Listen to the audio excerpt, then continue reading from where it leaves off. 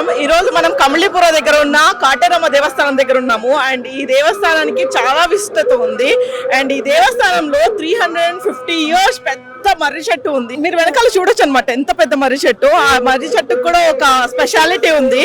And అవేంటో మనం ఈ రోజు టెంపుల్ లోపలికి వెళ్ళి తెలుసుకుందాం ఒక్కొక్కటిగా. సో ఇక్కడ దేవస్థానంలో మనతో పట్టి ఒక వాలంటీర్ అనమాట. ఈయన చాలా పెద్ద వాలంటీర్ అనే చెప్పొచ్చు. ఆయనతో ఒకసారి మాట్లాడదాము. హలో అండి, మీ పేరు? రాము. ఓకే, మీరు ఇక్కడ ఏంటండి? ఈ క్షేత్రంలో ఒక ధర్మాధికారులు ఉంటే క్షేత్రం ఒక జవాబుదారీ అంతా మేము వహించుకొని చేస్తా ఉన్నాము. ఓకే, ఇక్కడ ఏమి ఒక సమస్య ఉన్నా కూడా పరిహారం అనేది. ఓకే, ఎన్ని సంవత్సరాల నుంచి ఇక్కడ ఉన్నారు? మనకి ఒక 20 years నుంచి ఇక్కడ అమ్మ సేవ చేస్తా ఉన్నాము. మన ఇదే ఊరే. ఓకే, మా పూర్వీకులు మా ముత్తాతలు వేసినట్ల ఒక మర్రి చెట్లు ఇవి. ఓకే, మా పూర్వీకుల కాలం నుంచి సైతం ఈ మర్రి చెట్లకి పూజ పురస్కారం చేసుకొని వస్తా ఉండే. ఓకే, ఇక్కడ ప్రతి శుక్రవారం, మంగళవారం, ఆదివారం టైము ఇక్కడ అమ్మకి ఒక పూజలు చేసుకొని మేము మా పద్ధతి ప్రకారం చేసుకొని పోతా ఉంటుంది. ఒక 20 ఏళ్ళు వెనుక ఇక్కడ గుడి ఏమి లేదు.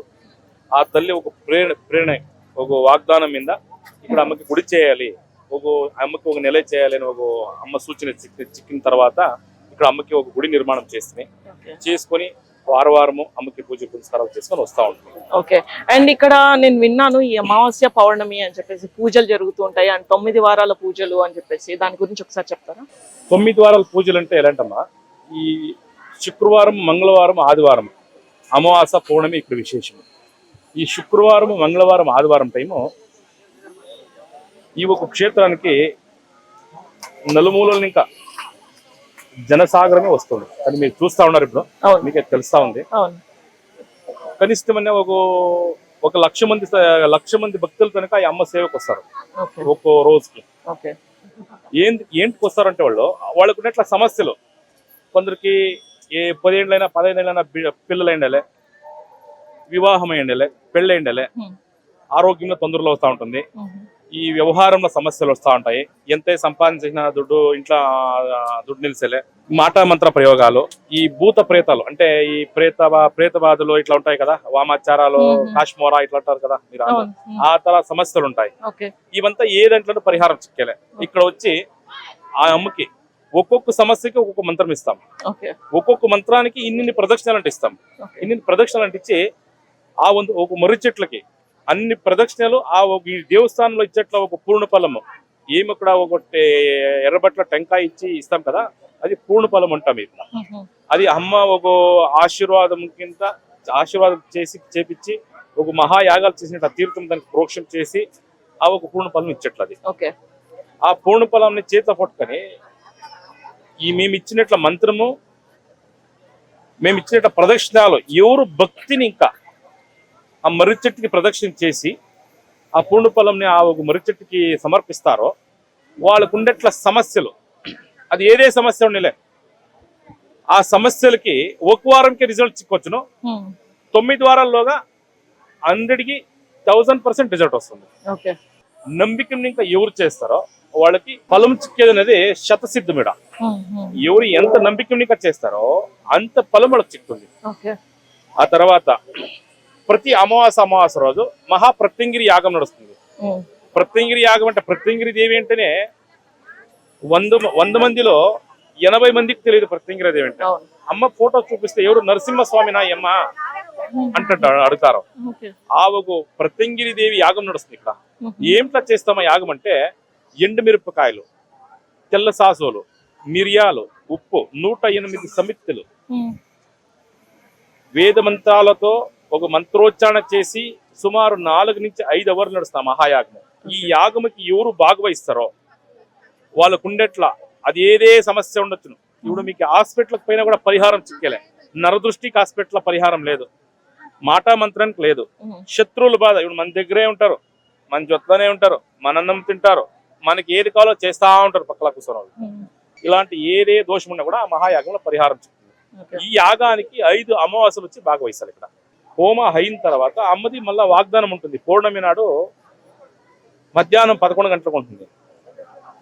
ఈ వాగ్దానం అయిన తర్వాత ఇక్కడ మొరె ఉత్సవాన్ని చేస్తాము. ఏం మొరె ఉత్సవం అంటే ఇప్పుడు వాళ్ళకి చర్మ రోగాలు, ఆరోగ్యంలో తొందరలు, ఈ పెళ్లి కాకుండా దోషాలు ఉంటాయి, బిడ్డలు కాకుండా దోషాలు ఉంటాయి, వీటిలో ఒక్కొక్క సమస్యగా తర ఉంటాయి.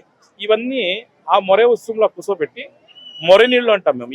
ఏ మొర నీళ్ళు అంటే అమ్మకి అలంకరించిన పసుపు, గంధము, కొన్ని లేపనాలు ఉన్నట్లున్నవి, సుగంధ ద్రవ్యాలు, ఆ తర్వాత కాశీనికి తెచ్చినట్ల గంగా తీర్థం వేసి వాళ్ళకి ఆ ఒక స్నానం చేపించి అమ్మని వాళ్ళ మీద ఎత్తి చేపిస్తాం.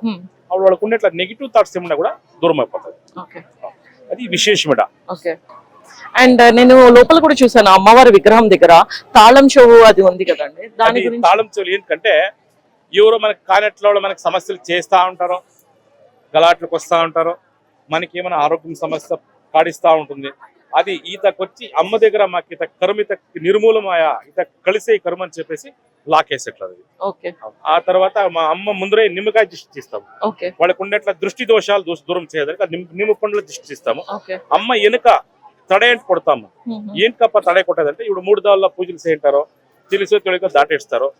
ఆడుండేట్ల నెగిటివ్ కీళ్ళకి ఎక్కింది, చేతుల కాళ్ళ నొప్పులు, ఆ నిద్ర వచ్చేలే, చెడ్డ కళ్ళలో, ఇలాంటి సమస్యలకి ఆ తడే కొడతాం. ఆ తడే కొట్టేదని విత్ ఇన్ సెకండ్ వాళ్ళకి అడే రిజల్ట్స్ ఇచ్చిపోతాడు. మళ్ళా నెక్స్ట్ వాళ్ళకి వేరే ఆ తర సమస్యలు రావు. సో ఇక్కడ జనాలు ఎవరైనా అవతల ఊరు నుంచి కానీ ఎక్కడి నుంచి అయినా రావాల్సినప్పుడు వచ్చేటప్పుడు ఎలా కాంటాక్ట్ అవ్వాలి ఇక్కడికి రావాలంటే? మాకి క్షేత్రం ఫోన్ నంబర్ వచ్చేసి 6360562826. ఆ నంబర్ కాల్ చేస్తే మీకు అడ్రస్ చెప్తారు. మీరు డైరెక్ట్ బెంగళూరు మెజెస్టిక్ వచ్చి మెజెస్టిక్ ఇంకా వస్కోట, కోలార్ రోడ్ వస్కోట, కోలార్ బస్ కానీ, చింతామణి బస్ కానీ, డైరెక్ట్ తిరుపతి బస్ కానీ, డైరెక్ట్ వస్కోటకే బస్ వస్తుంది. వస్కోటకు వచ్చేస్తే అక్కడ నుంచి 5 నిమిషాలకు ఒక ఆటో ఉంటుంది టెంపుల్ దగ్గరికి. నైట్ 12 గంటలకు కానీ ఆటోలు చెప్తాయి. ఇక్కడ టెంపుల్ దగ్గరికి తోడుకొని వచ్చేస్తారు. కంబళీపురం కాటేరమ్మ టెంపుల్ అంటే తోడుకొని వచ్చేస్తారు.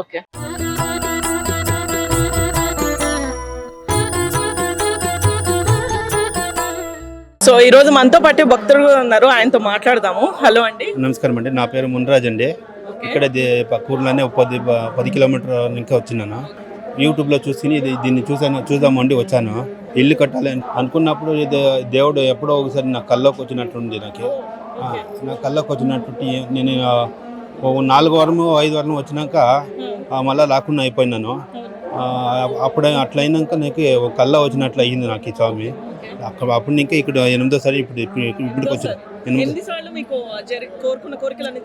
అనుకున్నానంటే నా పనులు జరిగినట్లు ఉంటుంది, పనులు జరిగేదానికి అడుక్కున్నాను. ఇప్పుడు కొంత పనులు వస్తున్నాయి. మళ్ళీ ఇల్లు కట్టాలనుకున్నాను. దానికి కూడా కొంచెం ఏమైనా కనిపిస్తున్నాయి, అయ్యేదానికి కనిపిస్తున్నాయి. ఈ 9వ టెంకాయ కట్టాలంటే చెప్పినాక ఇట్లా 9వ వచ్చినాక అయినాక నేను కనుక్కొని చూస్తాను. మళ్ళీ అలాగే ఏమన్నా అనుకున్నది అయిందంటే ఇక్కడ వచ్చి నేను దేవునికి ఏమనుకున్నానో అది వెళ్ళాలనుకుంటే చెప్పుకుంటాను. నా పాపకి బాగుండాలని చెప్పినాను. నా పాపకి 2వ బాబు నాకు పుట్టిన 3 బాబులు అయింది.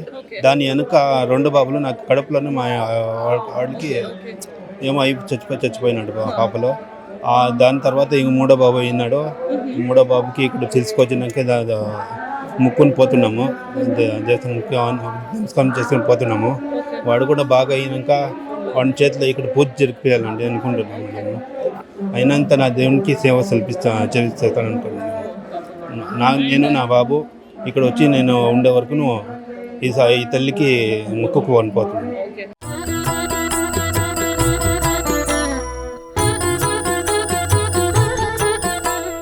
మీ పేరు? ముందరత్నమ్మ. మీరు ఇక్కడ ఎన్ని సంవత్సరాల నుంచి వస్తున్నారు? 2 వారాల నుంచి వచ్చినాను. 2 వారాల నుంచి ఓకే. మీకు ఇంతకు ముందు కూడా కట్టారా ఇట్లా ముడుపు? తెలీదు. ముడుపు కట్టలేదు, మన ఫస్ట్ కట్టిండేది. ఇది 2వ సారి. జరిగింది పర్వాలేదు. సో ఏమని మొక్కున్నారు ఫస్ట్ టైం? ఫస్ట్ టైం మా కూతురు సక్సెస్ కావాలని చెప్పాను. మా కోటి బిఎస్సి ఫైనల్ అయింది, పాస్ అయిపోయింది. ఇప్పుడు బిఎడ్కి జాయిన్ కావాలా, ఇప్పుడు పోయింది జాయిన్ అయ్యి. మాకు మంచిదండి దానికి వస్తా అన్నాం. 5 అమావాసాలకి 4 పౌర్ణములకి రావాలని చెప్పేసి మొక్కుకున్నాము.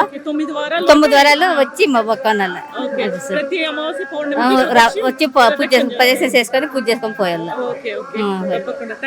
Thank you. సో చూసారు కదండి ఎంత అద్భుతమైన కాటేరమ్మ విగ్రహం. అండ్ సలార్ మూవీలో కూడా మనం చూసే ఉంటాం కదా, సలార్ మూవీలో కూడా కాటేరమ్మ విగ్రహాన్ని అక్కడ ఎంత అద్భుతంగా ఉన్నారు, ఇక్కడ కూడా ప్రత్యక్షంగా చూస్తే చాలా అంతే అద్భుతంగా ఉన్నారు. అంతేకాకుండా ఇక్కడ మనం చూసుకుంటే 2 రకాల ముడుపులు ఇప్పటి వరకు చూసాము. ఒకటి వచ్చేసి టెంకాయది, ఇంకోటి వచ్చేసి పేపర్లో మనకి ఏదైతే కోరికలు ఉంటాయో అవి రాసి అమ్మవారికి మాలగా వేశారు.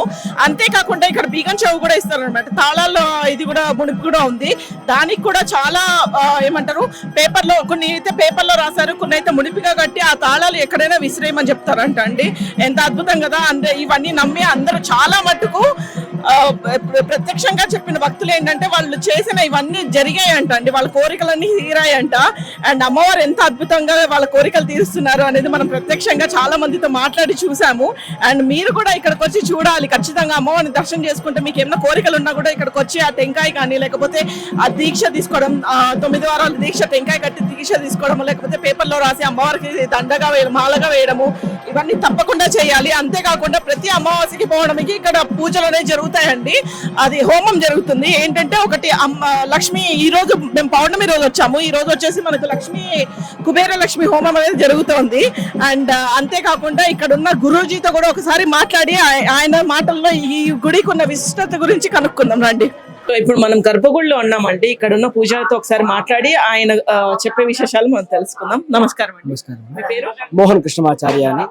ఇక్కడ ఈ రోజు ఏం అమ్మవారి విశిష్టత ఏంటండి? ఇక్కడ ఈ రోజు పౌర్ణమి రోజు కుబేర మహాలక్ష్మి యాగం అని జరుగుతుంది. యాగానికి మనకి హోమానికి చాలా తేడా ఉంది. ఎందుకంటే యాగం అంటే పెద్ద ఒక యజ్ఞం ఉన్నట్టుగా, అలాగే హోమం అంటే ఇంట్లో చేసుకున్నటువంటి హోమం. ఇక్కడ 1000 మంది వస్తుంటారు, వాళ్ళందరికీ ప్రతి ఒక్క ఫలము రావాలి అనడానికి కుబేర మహాలక్ష్మి యాగం అని చేస్తాము. ఈ యాగంలో మనకి ధన ధాన్య ఐశ్వర్యము అష్టలక్ష్మి పరిపూర్ణ అనుగ్రహం దొరుకుతుంది. అలాగే పౌర్ణమి రోజు ఈ కార్యం జరిగితే అమావాస్య రోజు ప్రత్యంగిరాదేవి యొక్క హోమం జరుగుతుంది. ఎందుకంటే ఈ క్షేత్రం వచ్చి ప్రత్యంగిరాదేవి యొక్క నిర్మాణం అవుతుంది. ఆ ప్రత్యంగిరాదేవి అమ్మవారికి నిలుచుకొని ఈ జనాలు అందరూ కష్టాలని పరిహారం చేస్తున్నారు. అందుకే ఈ అమావాస్య రోజు రాత్రి 5 గంటలకు స్టార్ట్ అయితే 10 గంటల దాకా ప్రత్యంగిర హోమం ఉంటుంది. ఈ ప్రత్యంగిర హోమం విశేషం ఏమంటే మనకి మహాలక్ష్మికి కమల బీజము, ఇతర ద్రవ్యాలు వేస్తుంటాం. ఈ ప్రత్యంగిర దేవికి మిరపకాయ, జీలకర్ర, అలాగే తులసాసులు ఇలాంటి ద్రవ్యము అమ్మవారికి ఇస్తాం. అంటే అమ్మవారు రహస్యంగా ఉంటారు. ఆ అమ్మవారికి సాధారణంగా ఉండే రహస్య సౌమ్యంగా ఉండేటువంటి ద్రవ్యం వేస్తే అమ్మవారికి సరిపోదు. అందువల్ల ఈ మిరపకాయతో అమ్మవారికి హోమం చేసి ఆ వచ్చినటువంటి భక్తులకు అందరికీ కష్టాలని పరిహారం చేయాలని, అలాగే నరదృష్టి, మాటామంత్ర, సర్వ దృష్టి దోషాలు, ఆరోగ్యాభివృద్ధి ఇలాంటి కష్టాలని అమ్మవారు ప్రత్యేకంగా అమ్మవారు నెరవేరుస్తుంటారు.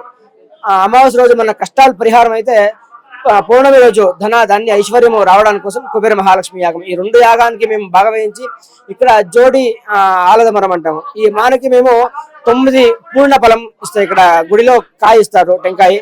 ఆ కాయని తీసుకొని ఈ మానకి 108 ప్రదక్షిణతో మేము ప్రదక్షిణ చేసి ఆ అమ్మవారిని మేము ఏం కోరుకొని కడతామో మా పరిపూర్ణ కష్టాన్ని నివారణ చేసి అమ్మవారు ప్రతి ఒక్కరికి అనుగ్రహిస్తారు. ఈ క్షేత్రం విశేషం ఇది. ఓకే, నేను విన్నాను ఒక్కొక్కళ్ళకి సమస్యలను బట్టి ప్రదక్షిణలు ఉంటాయి. ఆరోగ్య సమస్య ఉంటుంది. ఆరోగ్యానికి వచ్చి ధన్వంతరి దేవుడు, ఆ దేవుడి యొక్క మంత్రం ఇస్తాం. ఓం ధన్వంతరయే నమః అనేటువంటి మంత్రం. అలాగే ఒక్కొక్క కష్టానికి ఒక్కొక్క రీతి మంత్రం ఉంది. నరసింహస్వామి మంత్రము, అలాగే మహాకాళి, మహాలక్ష్మి, డబ్బుల కోసం అంటే మహాలక్ష్మి.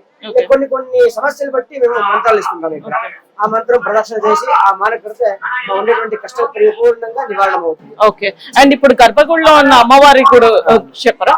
ఈ అమ్మవారు వచ్చి కాటేరమ్మ, మూలదేవి వచ్చి కాటేరమ్మ అని. ఇక్కడ ప్రతి అమావాస్య రోజు పౌర్ణమి రోజు ఒక్కొక్క అలంకారం ఉంటుంది. నవదుర్గీల అలంకారము, మన విశేషంగా వైకుంఠ ఏకాదశి రోజు వెంకటేశ్వర లక్ష్మీ వెంకటేశ్వర అలంకారము, ఒక్కొక్క అలంకారం చేస్తుంటాం. భక్తులకి అందరికీ దర్శనం ఇవ్వాలి అని. ఈ రోజు ఉన్న అలంకారం ఏంటంటే ఈ రోజు ఉమామహేశ్వర అలంకారం. పైన అమ్మవారు ఉన్నారు, కింద శివుడు ఉన్నాడు. ఉమామహేశ్వర అలంకారం. అమావాస్య రోజు మళ్ళీ పౌర్ణమి రోజు, అమావాస్య రోజు రాత్రి 10 గంటల తర్వాత అమ్మవారు ఉత్సవం చేస్తారు. మరే ఉత్సవం చేస్తాం. అమ్మవారు ముందు నిలుచుకుంటారు. అమ్మవారిని ప్రశ్న అడగవచ్చు. మనకి ఏం సమస్య ఉంది, ఈ సమస్య నివారణ అవుతుందా లేదా అనేటువంటి ప్రశ్న అడిగితే అమ్మవారు సమాధానం ఇస్తారు. అలాంటి ఒక శాస్త్రం ఇప్పుడు జరుగుతుంది. పౌర్ణమి రోజు 12 గంటల తర్వాత అమ్మవారు బయటకు వస్తారు ఉత్సవం తీసుకొని. రాత్రి మధ్యాహ్నం పౌర్ణమి రోజు మధ్యాహ్నం ఉంటది, అమావాస్య రోజు రాత్రి ఉంటది. ఇప్పుడు అమ్మవారు పౌర్ణమి రోజు హోమం అంతా అయింది, బయటకు వస్తున్నారు, ఉత్సవం కోసం బయటకు వస్తున్నారు.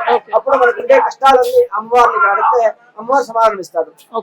విశేషం అలాంటి ఒక ఆరాధన జరిగింది, అందరూ వచ్చేవచ్చు. ఇలాంటి ఉత్సవం ఇక్కడ ఇంకొకటంటే మరే ఉత్సవం అని చేస్తారు. అంటే అమ్మవారికి అభిషేకం చేసినటువంటి ఒక ద్రవ్యం పసుపు కుంకుమ తీసుకొని ప్రతి ఒక్కరికి అక్కడ అమ్మవారు ఒక సేవ కోసం వాళ్ళ అమ్మవారు గురించి వాళ్ళ పైన జలం పోస్తాం. అంటే మనకు ఉండే దరిద్రము అన్ని కష్టాలు నివారణ అయ్యాలని మరే ఉత్సవం చేస్తారు. ఆ ఉత్సవంలో అందరూ భాగవహిస్తే చేసినటువంటి పాప కర్మాలన్నీ కూడా తొలగిస్తారు అమ్మవారు. అందువల్ల మరే ఉత్సవం భాగవహించి అందరూ పాపాలు నివారణ చేసుకోవాలి. అండ్ ఈ తాళాలు ఇవి కూడా పెట్టారు కదండి, వాటి గురించి కూడా ఒకసారి చెప్తారు. వాళ్ళకు ఉండే కష్టాలు త్వరగా నివారణ కావాలి అని వాళ్ళు ఒక బీగ వేసి దానికి చేస్తారు. ఓకే, అంటే ఒక్కొక్క దానికి ఒక్కొక్క డిఫరెంట్ ఇది ఉంటుంది కదండి. మరి రాసి రాస్తారు, ఎందుకంటే మన కష్టం అంతా చెప్పడానికి అవ్వదు, రాసి ఇక్కడ అమ్మవారి దగ్గర అర్పణ చేస్తారు. ఓకే, అలాంటి ఒక శాస్త్రం. ఓకే, థ్యాంక్ యూ అండి.